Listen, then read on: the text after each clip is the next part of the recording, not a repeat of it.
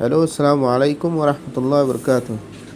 আপনারা সবাই আমাদের আল্লামা দেলোয়ার হোসেন সাঈদী হুজুরের নমাজ নিয়ে অসাধারণ একটা আলোচনা আমাদের কাছে ভিডিও পেশ করলাম।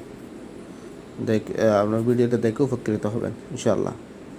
চতুর্থ দাবি হচ্ছে নামাজ আদায় কর। তাওহীদের চতুর্থ দাবি কি?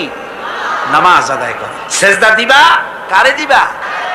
আল্লাহ রাব্বুল আলামিন কোরআনে কারীমের ভিতরে হযরত মূসা আলাইহিস সালামের কাছে প্রথম যে ওহী নাজিল করলেন তার মধ্যে বলে দিলেন, ইন্নানি আনাল্লাহ লা ইলাহা ইল্লা আনা ফা'বুদনি ওয়াকিমিস সালাতা লিযিকরি।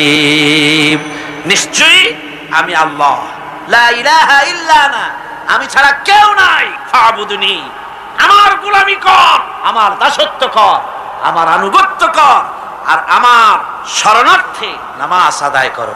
নামাজ আদায়, এই নামাজ আদায় করতে হবে। বহু মুসলমান আছে ভাইরা, অনেক মুসলমান আছে কয় হুজুর এমনে আমি মানুষটা খারাপ না, সত্য কথা বলি, গরিবরে সাহায্য করি, এমনি আমি মানুষটা ভালো, এই মাঝে মধ্যে একটু নামাজ পড়ি না, তাতে কি আমার ইমান নষ্ট হয়েছে নাকি?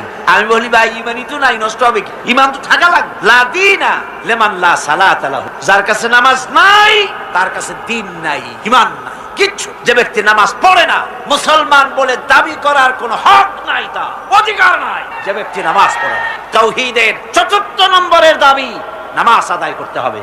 বিশ্বাস করুন, যদি যে ইমানের ব্যাখ্যা গত 3 দিন আর আজও করা হচ্ছে, কালও করা হবে, এই ইমানের ভিত্তিতে যদি